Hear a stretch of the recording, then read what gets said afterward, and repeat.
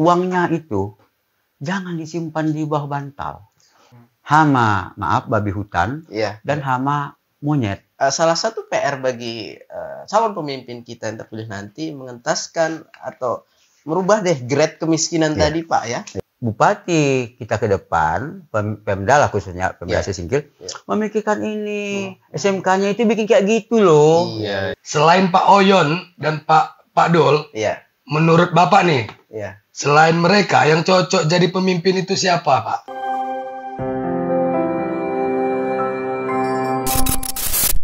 Langsung saja, kita panggilkan host terkeren kita, Dapi dan Haris Kurniawan.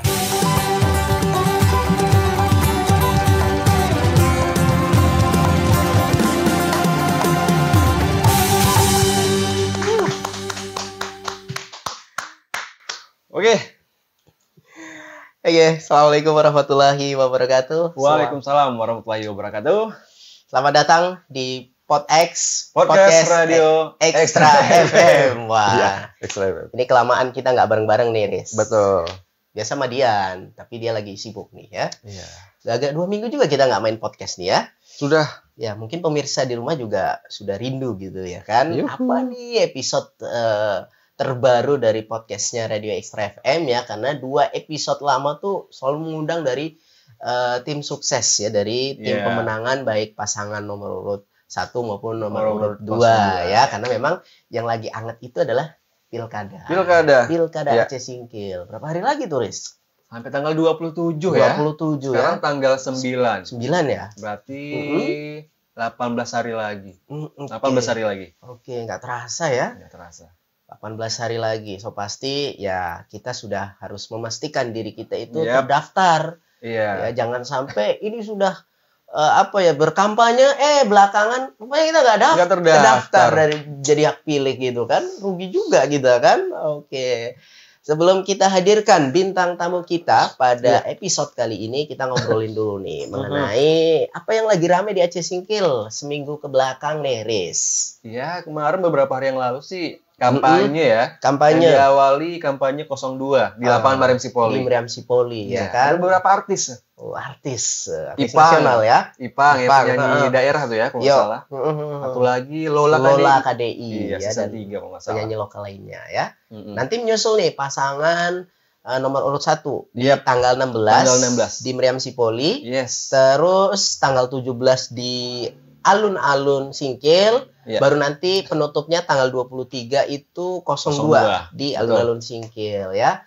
Jadi memang karena sudah masuk tahapan kampanye ini ya, para pasangan calon ini tentu berlomba-lomba ya untuk bagaimana supaya bisa merebut suara rakyat Aceh Singkil ya. Betul. Ada sekitar 88.000 ya. 88.000 lebih ya DPT yang tentunya akan diperebutkan oleh masing-masing calon. Di samping juga mereka lagi gencar kampanye dialogis nih ke desa-desa ya.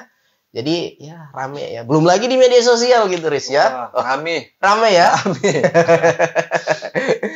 Panas ya? Panas, apalagi di media Facebook. Kalian masyarakat Aceh Singkil kan Facebook nih, kita lihat. Iya. Kalau kita baca sih seru sih. Seru ya. Perdebatan mereka itu. Iya, tapi yang pasti panas di medsos, mudah-mudahan nggak juga sampai panas di dunia nyata gitu ya, Riz ya. Sampai merusak perhubungan saudara gitu, gara-gara beda pilihan.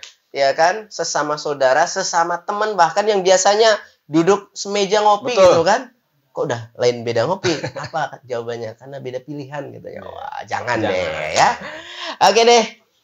Kita ke bintang tamu kita pada kesempatan kali ini. Bahas apa kita ini? Ya, ini salah satu tokoh masyarakat di Kabupaten Aceh Singkil ya. Yang mana beliau ini sudah malang melintang di dunia perpolitikan Aceh Singkil, begitu ya. Beliau ini mantan ketua KNPI Aceh Singkil, ya. Kemudian beliau juga pernah jadi komisioner KIP Aceh Singkil, ya. Dan juga sekarang lagi di Dewan Dakwah, ya. Aceh Singkil ya. Kita sambut ya. Kita panggil. Ada Pak Abdul Muhri. Oke. Assalamualaikum. Waalaikumsalam warahmatullahi wabarakatuh. Sehat Bapak? Alhamdulillah. Silakan duduk Pak. Oke, ini bintang tamu kita tunggal, Riz.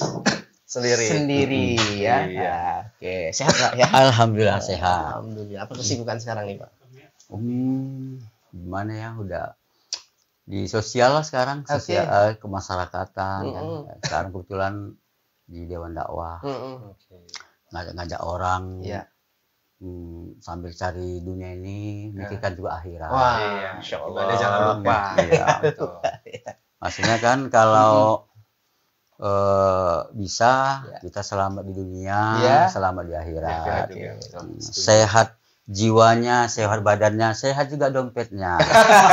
Itu yang paling penting ya, sebenarnya ya. Oke, untuk topik kita pada kesempatan kali ini suara tokoh masyarakat, Riz ya. Apa yang kira-kira perlu diprioritaskan bagi para calon calon pemimpin kita yang kita tahu ini hanya 2 pasang ya, Bapak ya. Jadi kalau tidak sana sini gitu aja Pak ya. Dan dua-duanya kita sudah mengetahui, sudah pernah memimpin Aceh Singkil dua-duanya. Betul sekali. Kalau Bapak melihatnya seperti apa sih Pak? Baik. Pertama saya mau ucapkan terima kasih dulu ke khususnya Dek Sahab sama Haris yang telah berkenan mengajak saya ngobrol-ngobrol di sini. Sebenarnya saya sendiri sudah lama sih nggak lagi ngikutin dunia politik ini karena sibuk dengan bisnis Pak.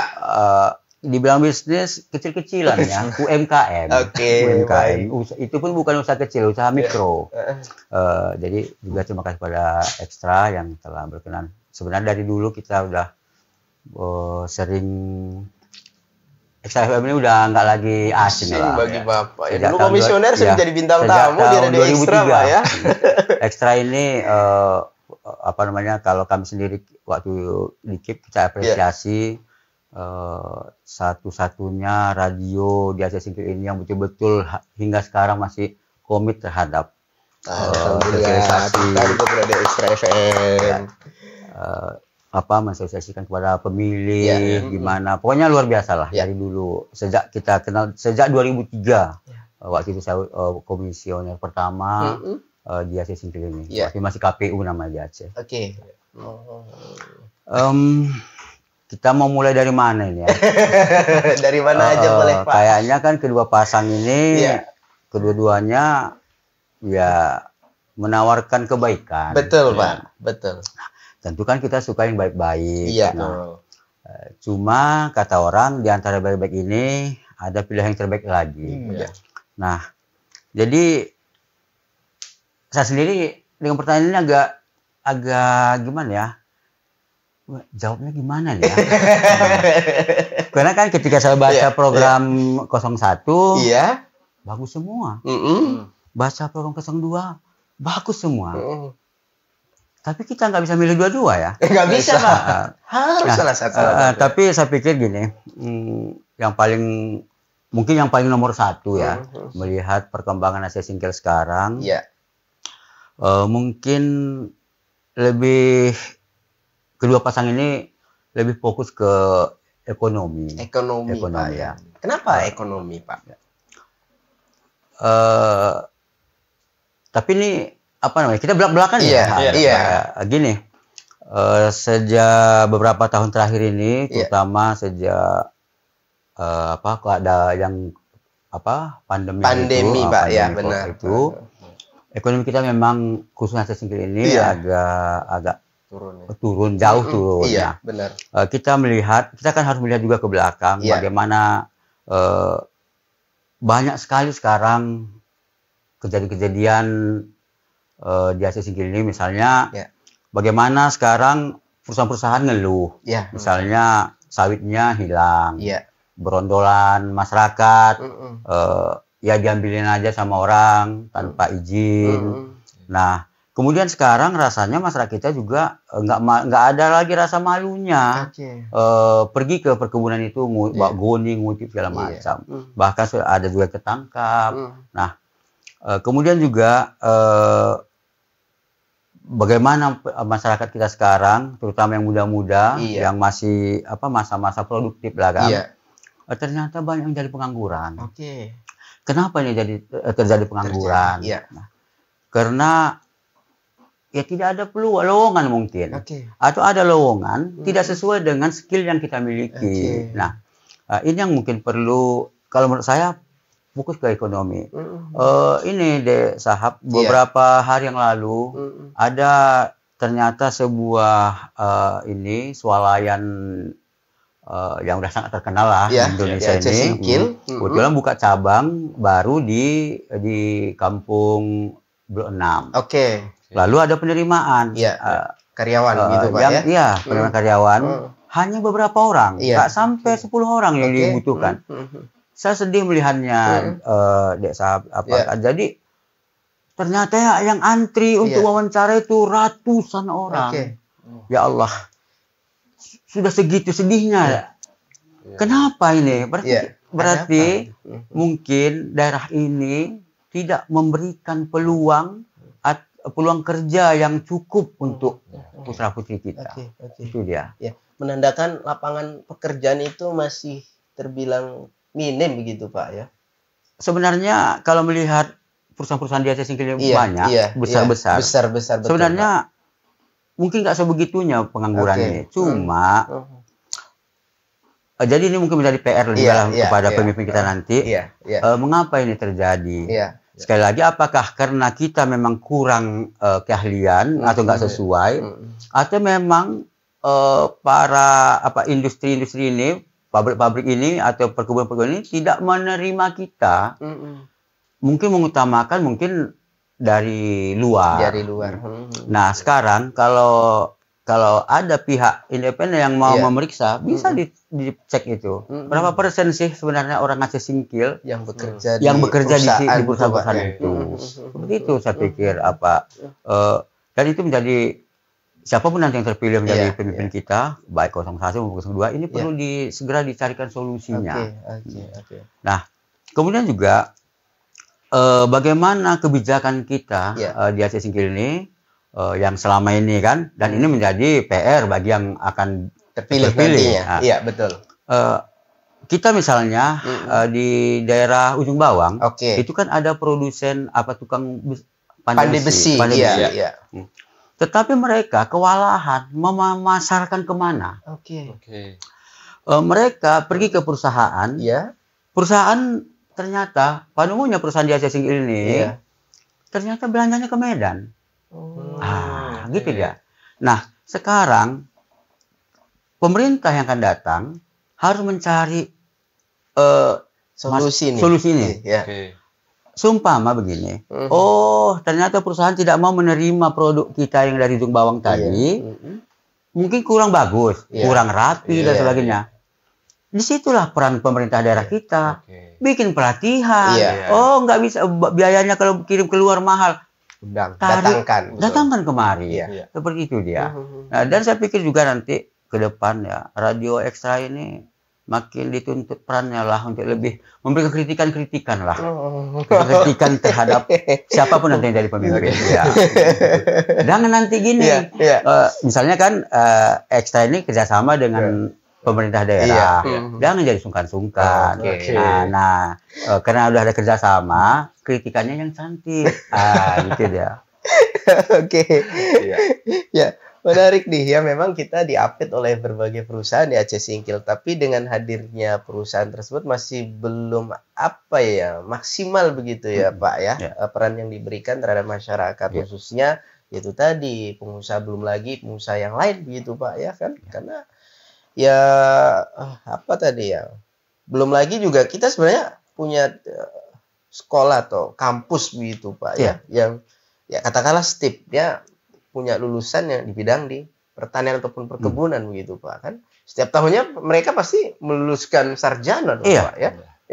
Kemana mereka kan begitu Pak kan. Nah, itulah pertanyaan ini. Susah menjawabnya. Kemana mereka? Susah menjawabnya. Ada memang kendala bagi kita. Mungkin misalnya kan gini, kita ada sarjana-sarjana kita, misalnya kan, ketika misalnya ada lowongan, misalnya di Aceh Singkil ini, misalnya untuk ASN lah misalnya, ternyata lebih banyak orang dari luar yang lulus. Mungkin walaupun kita sama-sama sarjana, mungkin kualitasnya berbeda. Nah, jadi terkait dengan apa tadi ekonomi tadi, saya juga ingin mengajak ya masyarakat Aceh Singkil yang punya modal ini, untuk uangnya itu jangan disimpan di bawah bantal. Atau jangan investasinya hanya ke kebun sawit. Coba, sebenarnya Kecamatan Gunung Meriah khususnya ya, uangnya banyak. Kaya, bahkan saya pernah waktu itu ngomong-ngomong dengan seorang karyawan salah satu bank di Aceh Singkil ini. Apa dia katakan? Kami Pak, daripada suruh tutup dirimu katanya, banknya, bagusan kami tutup di tapak tuan katanya. Seperti itu. Karena di sini memang luar biasa. Perputaran uangnya itu Pak ya. Bukan perputarannya, orang sini nyimpan uang di bank. Seharusnya biar ekonomi ini jalan, kemudian pengangguran ini berkurang. Kita harus bikin usaha yang produktif. Misalnya bikin peternakan ayam, bikin peternakan kambing, bikin usaha agro. Nah, seperti itu. Jadi ini kan butuh tenaga kerja yang banyak dan dia berkelanjutan. Orang Aceh Singkil ini yang perlu mungkin dibangun kembali mindsetnya, tidak mau ambil resiko. Bagus ada uangnya beli tanah, diolah tanam sawit. Sekali 2 minggu minimal dia panen. Seperti itu. Masih mindsetnya seperti itu Pak ya. Cari aman. Cari aman. Mungkin perlu bintek orang kaya nih Pak.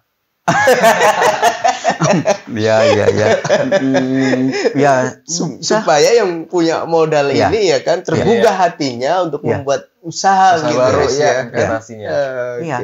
Bisa jadi juga deh. Tapi ini kan adik-adik sendiri kan lihat kan, hadirlah ke bank mungkin hari ini ya. Hari ini tutup ya, hari-hari kerja bank. Pergilah ke sana. Bukan sedikit-sedikit orang-orang kaya kita bawa uang. Bawa satu karton, satu koper gitu. Itu disimpan uangnya. Nah, ini yang harus dibangun mindset tadi agar perputaran ekonomi itu di sini, ya itu harus dia produktifnya di sini. Nah, kemudian ada satu lagi kan orang kita Aceh Singkil ini khususnya di Kecamatan Gunung Meriah ini, investnya paling beli rumah di Medan, seperti itu dia.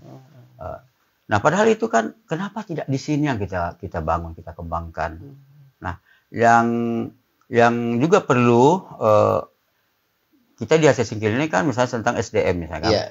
SDM juga pula tentang sekolah-sekolah. Mungkin nanti bupati yang akan datang perlu memikirkan SMK kita. Apa sih yang dibutuhkan? Nah, baru-baru ini 2 minggu yang lalu saya bersama ibu ada pergi ke Bukit Tinggi. Kebetulan ada anak di sana sekolah, jadi kami mengurus ijazahnya udah tamat sekolah SMA. Kita kan punya kebun sawit nih. Di Bukit Tinggi kan nggak ada kebun sawit. Nggak ada. Masya Allah, Dek. Kami pergi ke pasar Aceh, ada di situ jual sapu dari lidi sawit. Jual ini, ada keranjang-keranjang itu dari lidi sawit. Saya katakan, kalian beli sawitnya dari mana? Kami nggak tahu, tapi kabarnya ini dari Singkil katanya. Sedih kita coba. Sampai sana, Pak.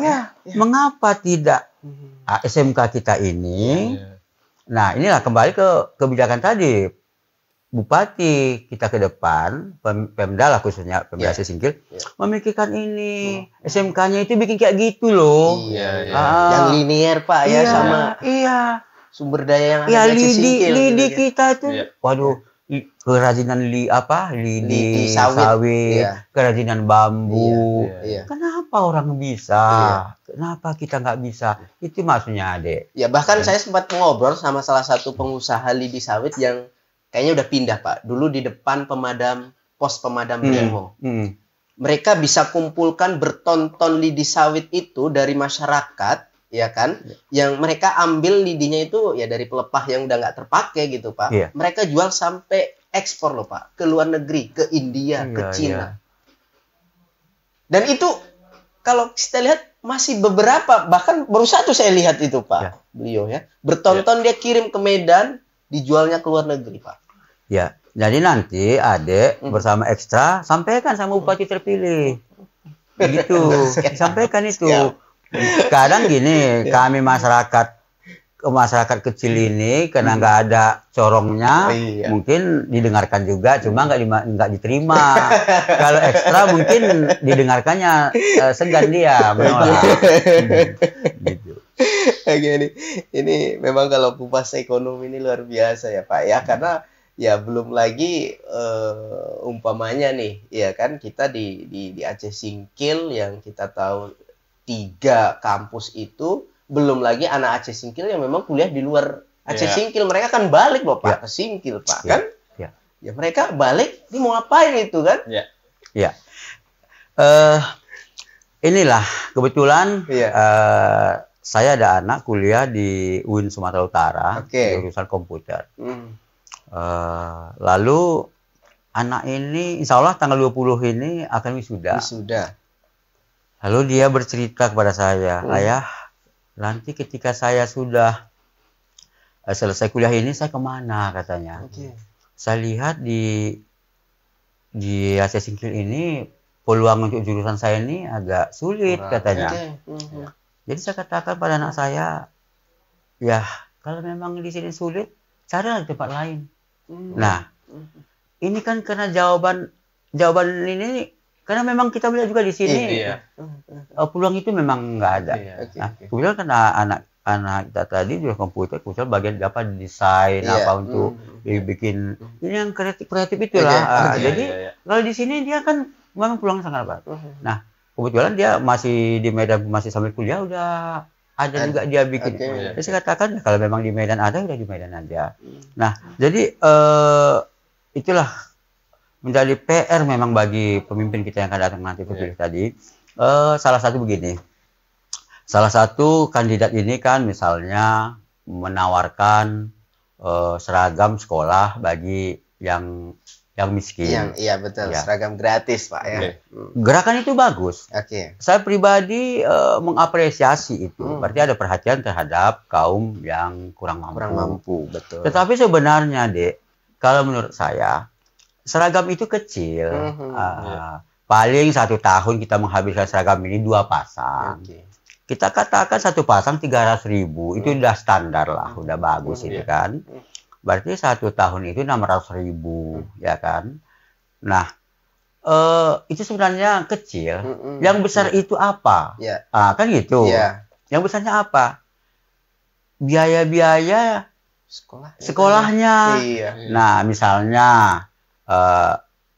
kita jangan jangan hanya terpaku belajar itu belajar di sekolah. Kita nggak ada tambah-tambahan, misalnya buku itu mahal sekarang. Itu. Nah, bagaimana maksud saya apa?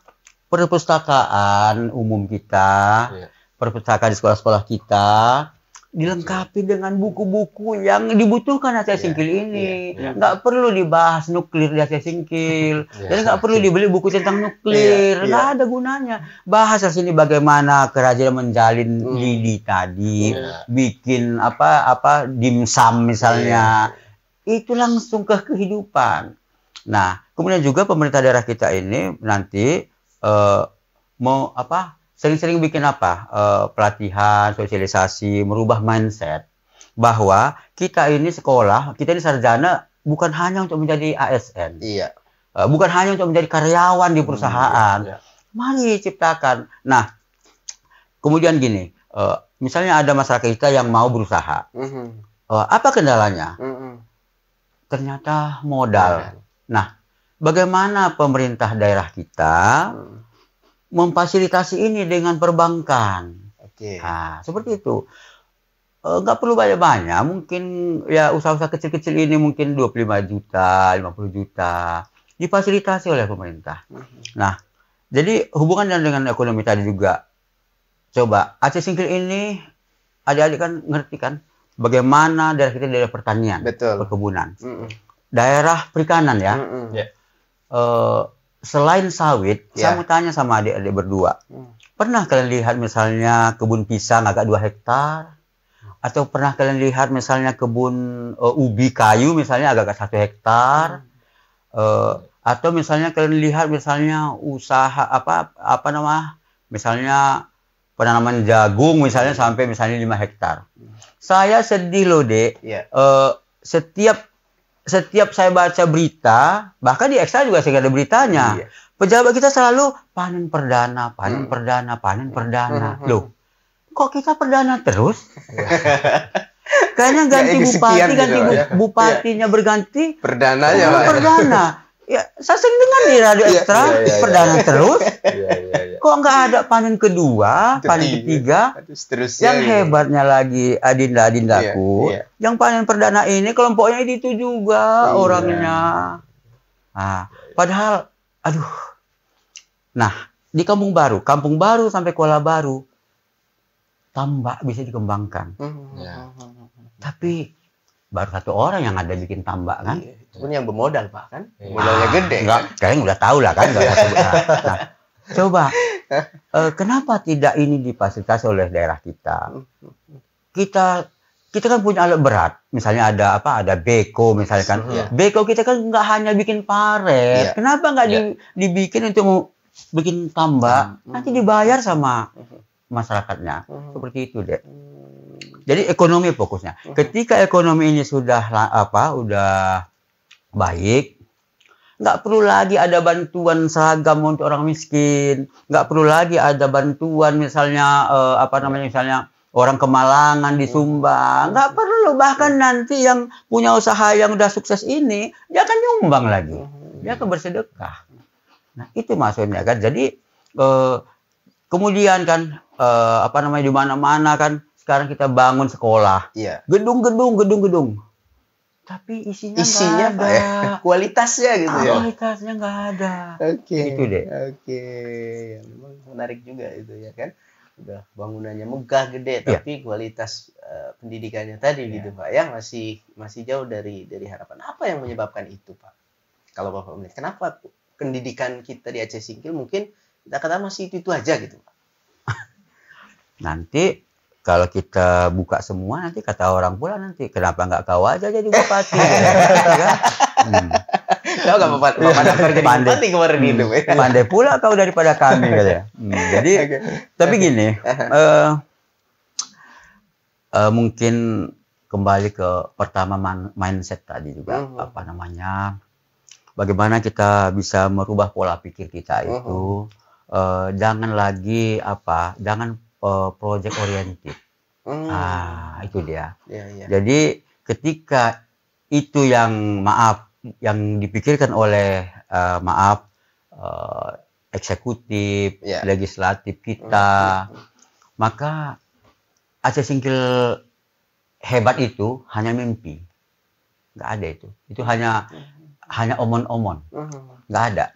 Nah, jadi kita ini membangun, misalnya misalnya contoh ya, ada SMA Negeri 1 Gunung Meriah. Itu sih memang sih bagian provinsi sekarang ya. Tapi itu kan bagian daerah. Nah, lihatlah.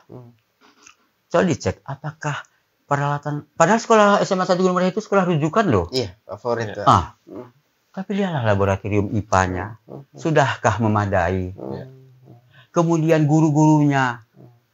Maunya kan guru-guru yang aktif, rajin, punya kreatif. Harusnya itu diberikan reward dia. Jangan ketika gurunya bersalah, hukumannya yang dikedepankan. Kadang-kadang orang berbuat salah itu bukan karena kesengajaan, bisa jadi karena ada hal penyebab lain. Nah, bagaimana anak-anak kita bisa berprestasi kalau sekolahnya tanda petik kurang berkualitas. Nah, apakah ada daerah kita ini mengalokasikan dana untuk guru-guru untuk pelatihan-pelatihan? Pelatihan-pelatihan itu tidak mesti keluar daerah, datangkan kemari, gitu. Tapi eksekutif dan legislatif kita sering studi bandingnya, sering keluarnya. Gitu. Ide dari luar dibawa kemari gitu Pak, ya kan? Terus nih narasumbernya kasih ngomong aja gitu ya. Kering bibir. Kasih minum dulu ya. Oke, silakan barista kita nih. Indra Badak mana? Oke, silakan. Ini apa nih, Dak? Oke, pegang aja jangan apa-apa. Assalamualaikum. Waalaikumsalam warahmatullahi. Ngeteh kita hari ini Pak ya. Mantap. Memang ekstra ini luar biasa dari dulu. Oke deh Pak. Tapi bukan sekedar ngantar minum saya ini Pak. Ada komenan dari netizen. Jadi apa titipan pertanyaan netizen? Titipan pertanyaan netizen. Ini lagi di komen nih, makanya saya nggak dari handphone. Biasa kan dari kertas. Silakan. Jadi pertanyaannya Pak, selain Pak Oyon dan Pak Dol, menurut Bapak nih, selain mereka yang cocok jadi pemimpin itu siapa Pak? Di atas ini. Selain mereka berdua, karena mereka berdua sudah pernah nih Pak, dua-duanya jadi pemimpin. Menurut Bapak. Oke Pak, itu aja Pak. Menurut Abang gimana Bang? Menurut Abang siapa? Allahualam. Aduh. Assalamualaikum warahmatullahi wabarakatuh. Ya, terima kasih tehnya. Ya Pak. Oke, silakan Pak. Iya. Diminum dulu ya, biar enak ngobrolnya. Iya. Wah. Ini pertanyaannya pertanyaan yang cerdas sebenarnya kan. Tapi saya kayaknya nggak berkompeten untuk menjawabnya. Karena kita tadi fokus ke ini kan gini. Ini maaf yang kepada netizen yang udah mengadu pertanyaan. Sebenarnya hati kita sama. Hati saya sama dengan netizen yang bertanya tadi Pak ya. Cuma pilihannya sekarang cuma ada dua. Nah, jadi kita harus bersabar lah. Siapapun yang kedua ini, seperti kata netizen tadi udah kita rasakan. Dan mudah-mudahan kita harapkan siapapun nanti yang terpilih di antara dua ini mendapatkan hidayah, bimbingan petunjuk dari Allah Subhanahu Wa Taala. Betul-betullah mereka tulus, ikhlas untuk Aceh Singkil ini, bukan untuk pribadinya dan kelompoknya. Nah, ketika mereka masa kampanye ini mungkin ada keterbelahan di masyarakat Aceh Singkil kan. Tapi ketika mereka sudah dilantik menjadi Bupati Aceh Singkil, mereka harus berdiri betul menjadi Bupati Aceh Singkil. Nah, misalnya saya ini memilih yang nomor, saya nggak mau sebut nomornya ya, nomor yang lain aja. Misalnya saya memilih yang nomor 3 misalnya kan. Nah, tapi yang terpilih yang menang misalnya yang nomor 4. Tapi ketika saya datang ke nomor 4, yang dilantik ke nomor 4 nih. Ketika saya datang ke nomor 4, dia jangan nanti bilang, ya ini Pak Muhri ini dulu nggak pilih nomor 4. Nggak begitu. Ketika dia terpilih, dilantik, dia adalah Bupati Aceh Singkil. Dia bukan Bupati nomor 4 saja, bukan hanya Bupati kelompoknya, bukan hanya Bupati partai-partainya. Dia untuk Aceh Singkil. Ingat, ya saya pikir kedua pasang ini, kalau masalah duit, udahnya cukup mereka ini. Tapi alhamdulillah kita bersyukur mereka diberikan Allah lagi panggilan, dipanggil Allah lagi dia untuk menjadi calon lagi. Gitu ya. Berarti mudah-mudahan nanti dapat hidayah, bimbingan dari Allah. Amin. Mana tahu nanti kita setelah mereka terpilih, ya anak-anak kita yang kuliah di luar, yang berprestasi. Dikasih beasiswa. Betul. Yang fakir miskin dikasih beasiswa. UKT mahal sekarang deh. Mahal sekarang UKT. Mahal Pak, mahal. Nah, mahal UKT. Jadi mereka nanti. Nah, kemudian bagaimana ekonomi ditingkatkan? Nah, pemimpin kita ke depan, bupati-bupati atau wakil bupati kita ke depan bersama jajarannya itu jangan hanya mengharapkan dana itu dari provinsi atau dari pusat. Bagaimana pemimpin kita ini ke depan menggali potensi PAD kita. 2 hari yang lalu saya kebetulan lagi searching baca berita online. Ternyata Indramayu PAD-nya 3 triliun. 3 triliun Pak. Lebih besar PAD daripada APBK-nya mungkin Pak ya. Coba bayangkan itu. Nah, apa yang dilakukan di ternyata mereka betul-betul mengoptimalkan, misalnya pertanian, ya kan? Pertanian di Indramayu, memang Indramayu itu daerah pertanian. Iya, bawang di situ, Pak, ya. Ya, bawang merah. Nah, ternyata mereka itu memfasilitasi petani-petaninya. Lalu ketika mereka sudah berhasil, mereka apa? Pajak. Itu. Jadi dari situ, jadi difasilitasi dulu, baru udah berhasil, ya. Ada pajak PBB, ada pajak penghasilan, seperti itu dia. Nah, jangan kita sekarang dipajaki dulu, sementara nggak ada bantuannya apa-apa. Subsidinya nggak ada. Iya, nggak ada subsidinya, gitu. Itu salah satu mereka. Jadi kembali kepada political will, keinginan baik dari pemimpin ini. Saya percaya kedua mereka ini, ya orang-orang yang karena kalau untuk kehidupan pribadi mereka sudah cukup.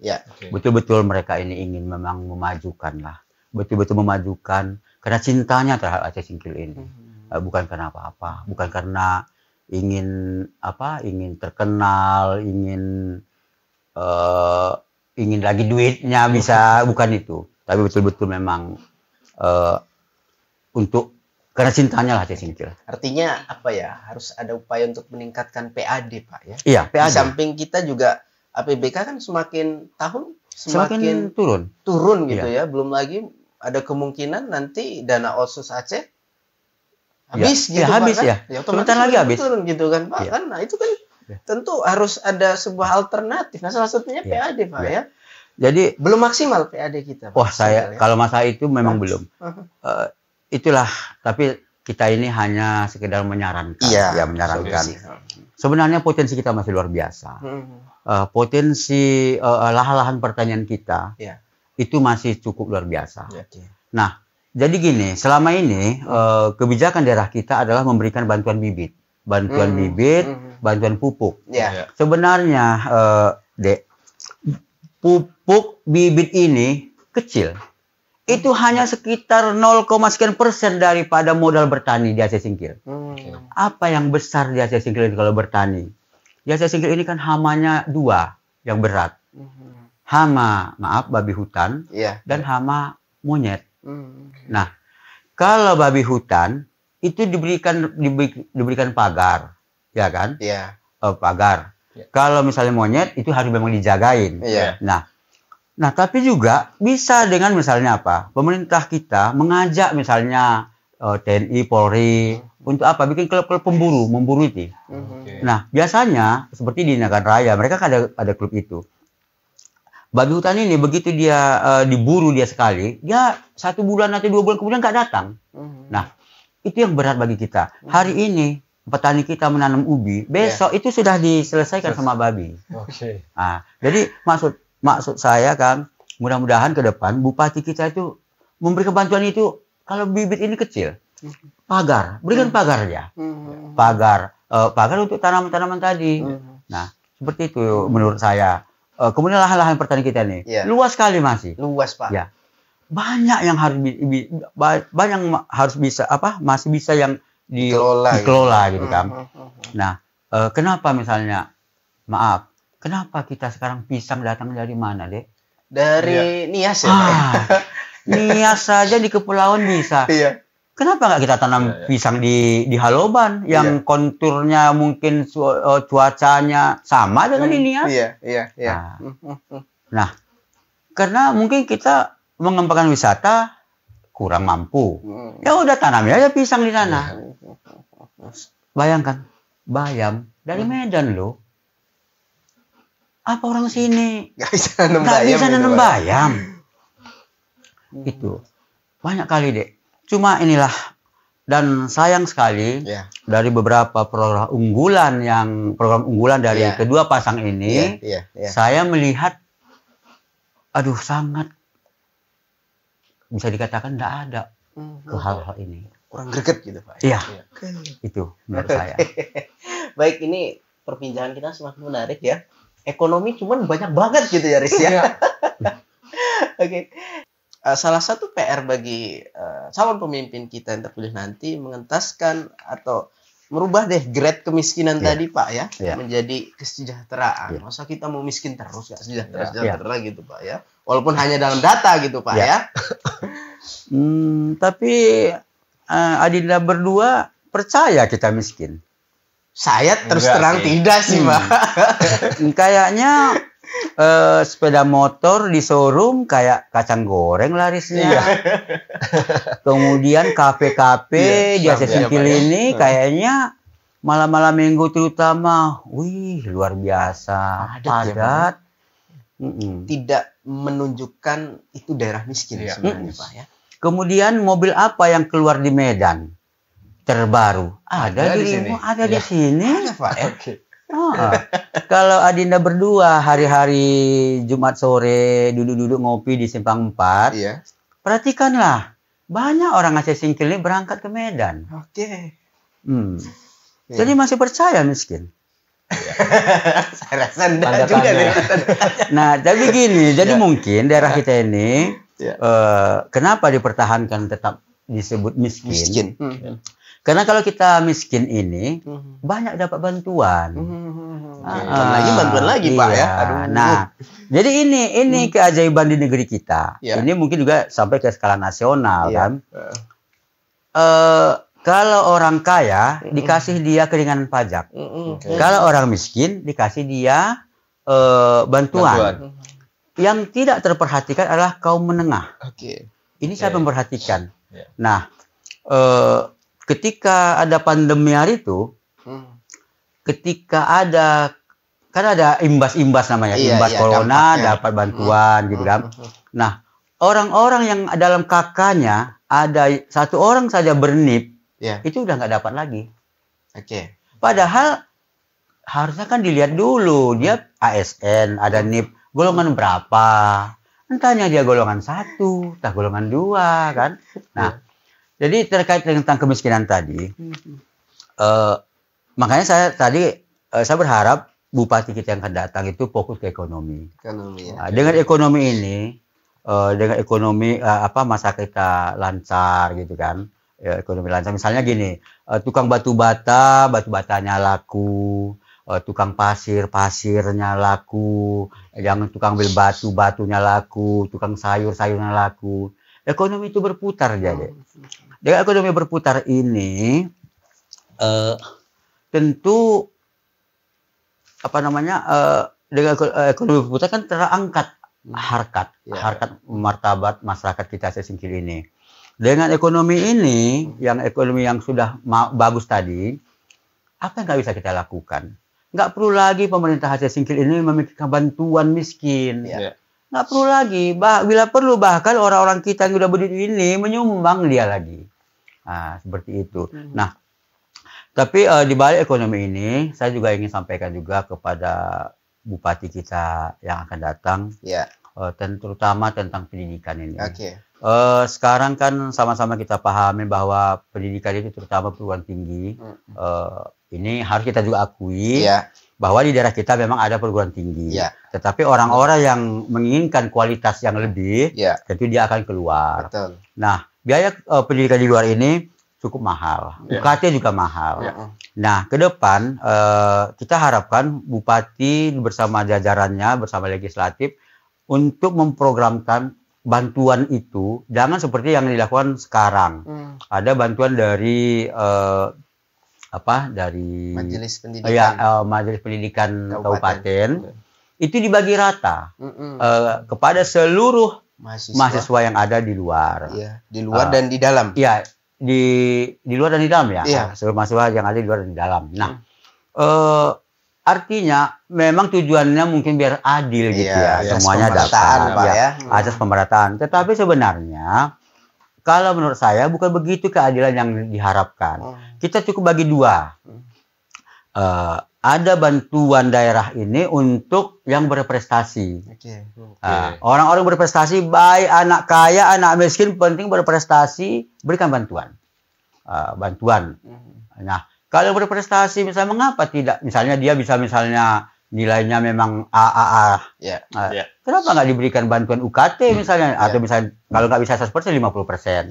Nah, ada bantuan untuk khusus fakir miskin. Dia nggak perlu berprestasi. Penting dia orang yang tidak mampu dibuktikan dengan surat keterangan dari kepala desa. Karena saya percaya kepala desa yang tahu warganya kan. Jadi bukan surat keterangan miskin dari camat, dari kepala desa.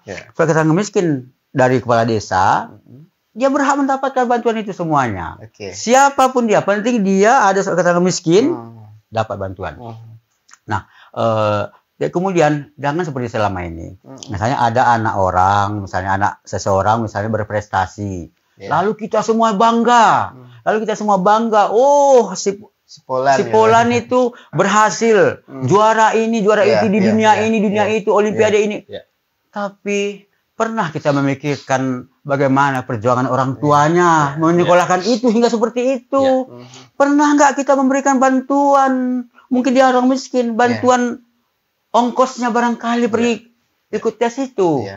Jangan kita hasilnya ikut kita bangga, bagus. Tapi pikirkan orang tuanya sebelumnya memperjuangkan itu. Nah, jadi tentang pendidikan juga. Saya juga pernah waktu itu menyampaikan juga kepada Kepala Dinas Pendidikan Aceh Singkil waktu itu sebelum Pak Khalilullah, juga termasuk ke Pak Khalilullah.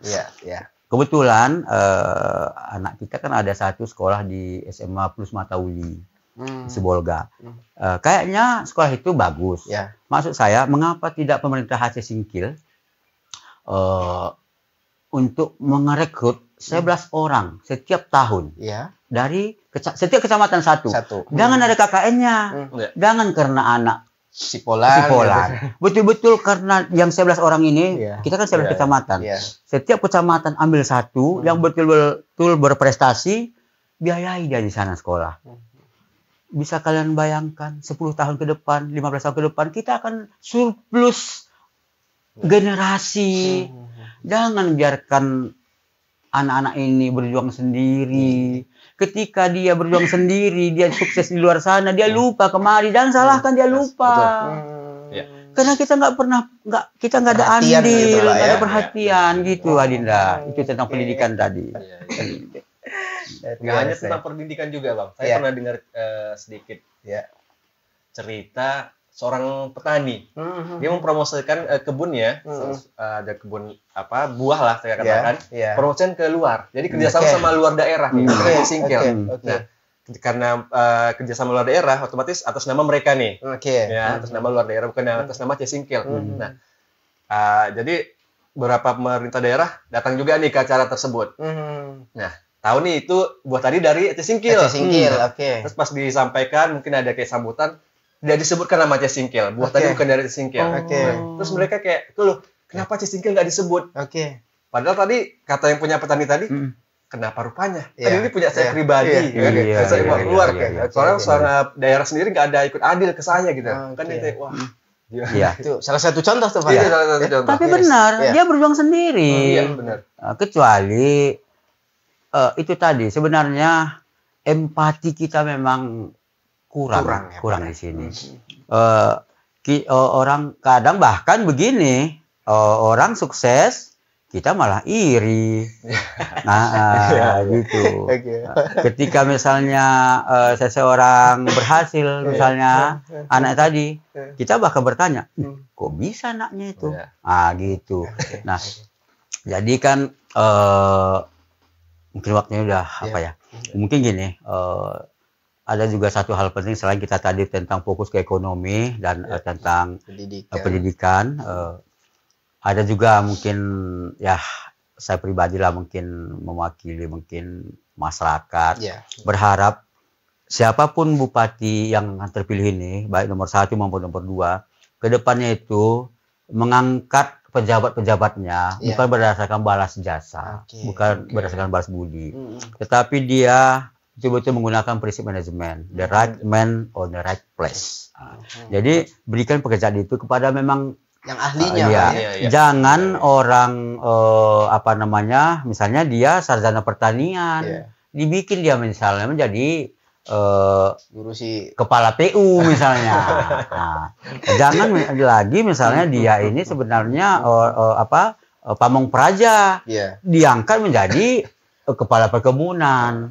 Nyambung, Pak. Nggak nyambung dia. Nah, Lalu mungkin bupati kita ke depan, pemimpin kita ke depan bersama jajarannya itu betul-betul lah memang adil lah, bukan berdasarkan like and dislike, kemudian siapa dia, bukan berdasarkan itu. Betul lah untuk membangun Aceh Singkil ini. Ingat, manusia bisa kita tipu, tapi ada yang maha melihat,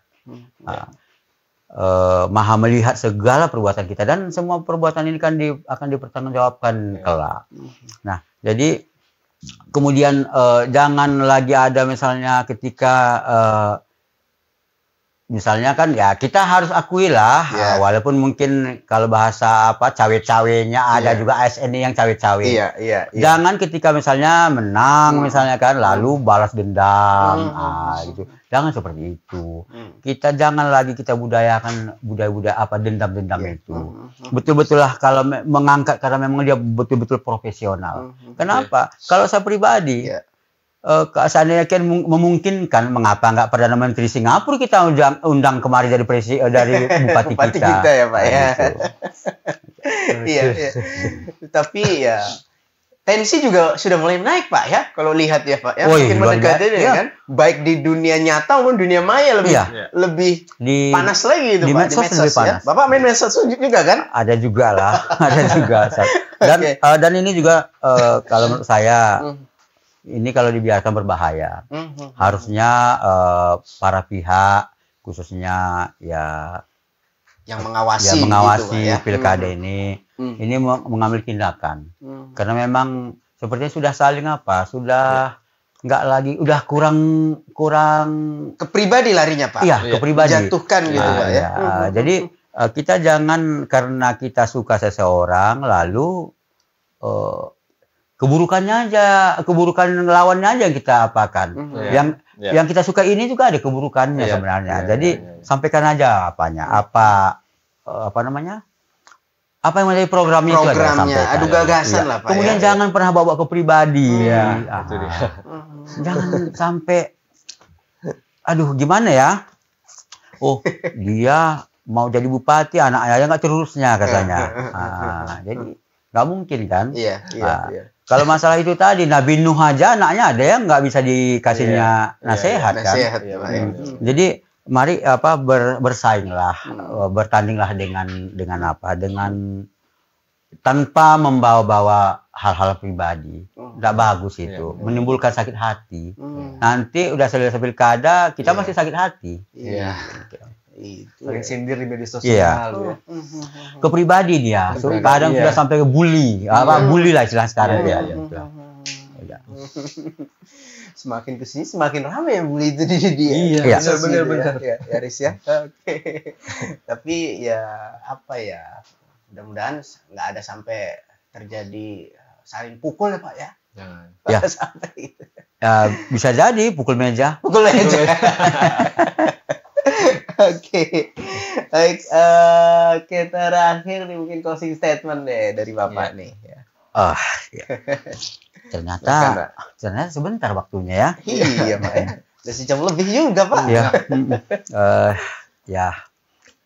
Pertama tentu kita sebagai masyarakat berharap siapapun yang terpilih ini menjadi bupati atau wakil bupati Aceh Singkil ini, ketika sudah terpilih benar-benarlah menjadi milik Aceh Singkil.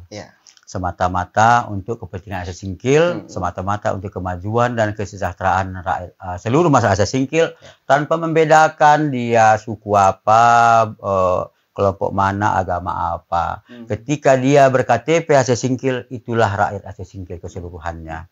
Nah, juga kepada seluruh pemilih di Aceh Singkil ini, yang masuk dalam tim sukses, sampaikanlah visi misi masing-masing pasangannya tanpa harus menjelek-jelekkan yang lain. Karena keduanya ini secara de jure katanya kan, de facto itulah yang terbaik saat ini menjadi pilihan kita. Bahwa seperti pertanyaan netizen tadi, ada siapa yang layak dan pantas, banyak. Tetapi saat ini hanya dua ini pilihan kita. Nah, pastikan diri kita terdaftar dalam DPT. Jangan nanti sudah berbuih-buih, udah berbusa-busa kampanye, begitu hari pencoblosan. Nah, kemudian juga ya ini kan kita kembali ke masalah agama kan. Sebaiknya janganlah kita memilih ini karena ada uang cendolnya. Jangan karena ada amplopnya. Ingat, ketika pasangan ini mengeluarkan uang, dia bukan kelebihan uang sebenarnya. Tapi kalau dia pingin, keluarkannya uang tadi. Itu akan ditarik kembali. Maka marilah kita, nggak kemana uang, misalnya barangkali 200, 300, nggak kemana itu. Dibelikan beras cuma 15 kilo itu. Selesai dimakan. Habis paling sebulan. Dosanya katanya sampai ke sana, sampai ke akhirat. Jadi ada yang bilang, suap menyuap ini nggak berdosa, tapi finnar, ke neraka. Kalau dosa masih bisa minta ampun pada Allah. Ini langsung yang menyuap, yang disuap itu langsung neraka. Berarti nggak ada lagi bisa minta ampun barangkali ya. Ini perlu juga nanti ustaz kita yang sering sini dibahas juga itu. Itulah dari saya. Terima kasih. Ini hanya sebagian kecil harapan-harapan yang kita sampaikan, dan yang saya sampaikan juga ada titipan-titipan karena sebelum saya kemari ada juga ketemu beberapa teman-teman kita menyampaikan hal-hal itu, terutama ekonomi dan perbaikan SDM kita. Jadi kalau hal-hal lain orang itu udahnya paham semuanya itu, apalagi keduanya sudah berpengalaman. Kalau ada kesalahan saya mohon dimaafkan. Terima kasih kepada Adinda berdua dan khususnya Extra FM. Baik, terima kasih Pak Muhri ya. Dan ya pemirsa, itulah tadi berbincangan kita bersama dengan salah satu tokoh masyarakat Aceh Singkil ya. Bagaimana harapan-harapan masyarakat Aceh Singkil terhadap calon pemimpin kita yang nanti kita akan pilih pada 27 November ya. Tidak lama lagi ya. Yang pasti pilihlah yang sesuai dengan hati nurani kita ya, mana yang terbaik, screening dulu rekam jejaknya seperti apa, jangan sampai di 27 November nanti Anda salah memilih karena akan berakibat 5 tahun nih ya kan, akibatnya 5 tahun nih dampak yang Anda rasakan ya. Baik, tuntas untuk PodX edisi kali ini, ketemu lagi di lain kesempatan. Saya Davi, saya Aris, kami berdua pamit undur. Assalamualaikum warahmatullahi wabarakatuh.